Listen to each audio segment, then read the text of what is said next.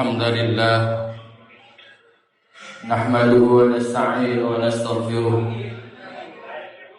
ونعوذ بالله من شرور أنفسنا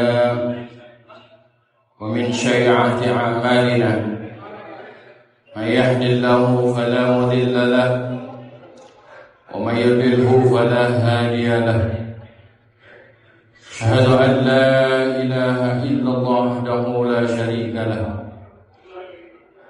وأشهد أن محمدا عبده ورسوله اللهم صل وسلم على سيدنا محمد وعلى آل سيدنا محمد وقال الله تعالى في القرآن العظيم وأصدق القائلين أعوذ بالله من الشيطان الرجيم بسم الله الرحمن الرحيم يا أيها الذين آمنوا اتقوا الله حق تقاته ولا تموتن إلا وأنتم مسلمون وقال الله تعالى في آية أخرى يا أيها الذين آمنوا اتقوا الله وقولوا قولا سديدا يصلح لكم أعمالكم ويغفر لكم ذنوبكم ومن يطع الله ورسوله فقد فاز فوزا عظيما عباد الله أوصيكم ونفسي بتقوى الله وطاعته لعلكم تفلحون. Hadirin jamaah salat Jumat rahimakumullah.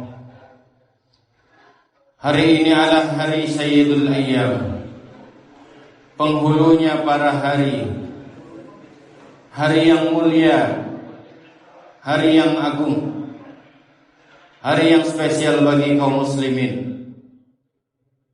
Pertama patut kita bersyukur kepada Allah Subhanahu wa taala yang masih memberikan kita berbagai macam karunia kenikmatan, di antaranya yakni karunia keimanan, keislaman, serta sehat walafiat.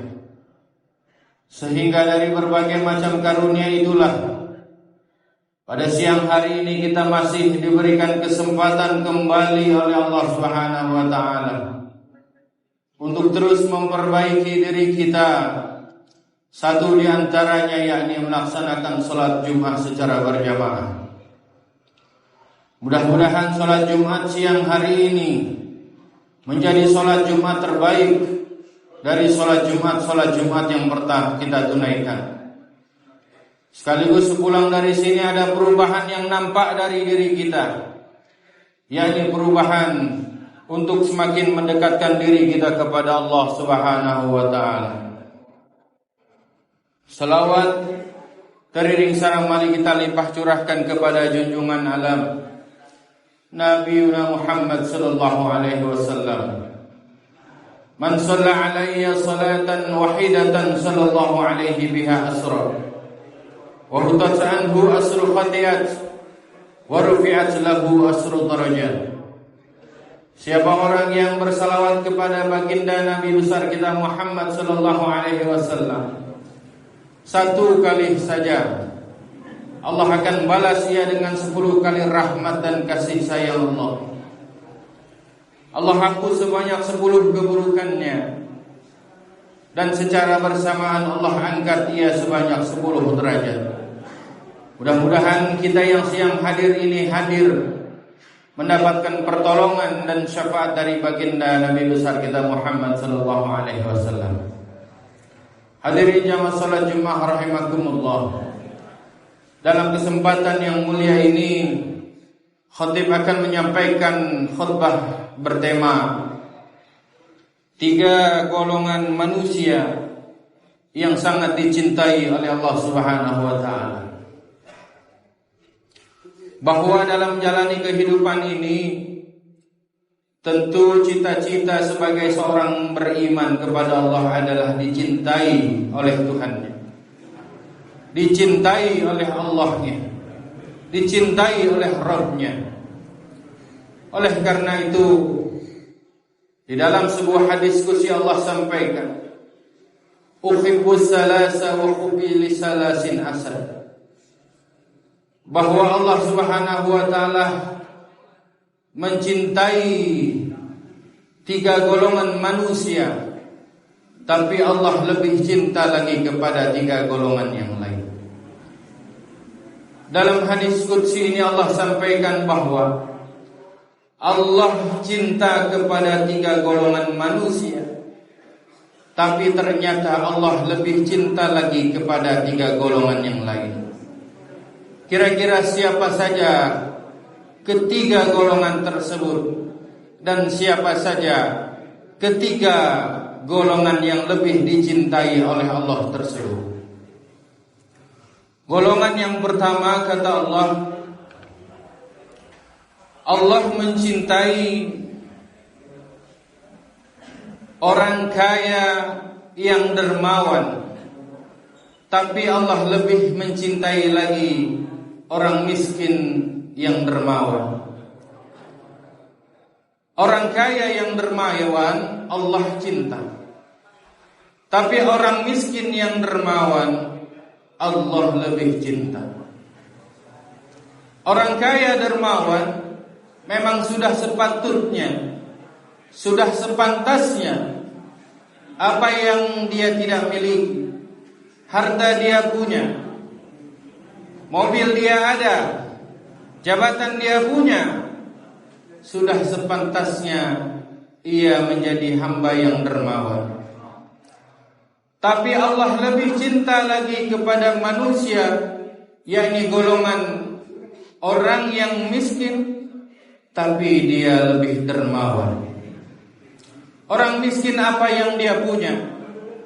Dia hanya mempertaruhkan keimanan dan ketakwaannya kepada Allah saja. Oleh karena itu, Allah cinta kepada orang kaya yang dermawan, dan Allah lebih cinta lagi kepada orang miskin yang dermawan. Itu adalah golongan yang pertama yang Allah sampaikan di dalam sebuah hadis qudsi. Lalu golongan yang kedua yang Allah cintai adalah Allah cinta kepada orang miskin yang tidak sombong, tetapi Allah lebih cinta lagi kepada orang kaya yang tidak sombong. Orang miskin tidak sombong Allah cinta, tapi orang kaya yang tidak sombong Allah lebih cinta.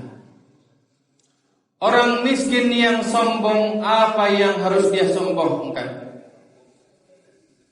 Tapi orang kaya yang tidak sombong, dia memiliki potensi untuk melakukan kesombongan. Orang kaya memiliki apapun yang dia mau.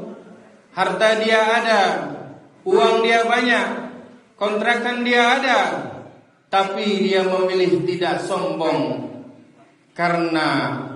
Oleh karena itu Allah lebih cinta kepada dia, karena dia berpotensi menyombongkan diri, tapi dia tidak memilih untuk melaksanakan kesombongan.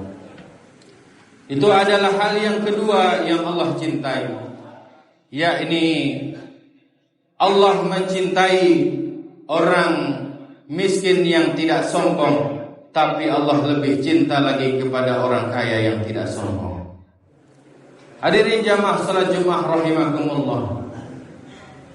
Lalu golongan yang ketiga adalah yakni golongan di mana Allah mencintai golongan orang tua yang bertaubat, tapi Allah lebih cinta lagi kepada pemuda yang bertaubat kepada Allah. Orang tua bertaubat kepada Allah, Allah cinta. Tapi anak muda yang bertaubat kepada Allah, Allah lebih cinta.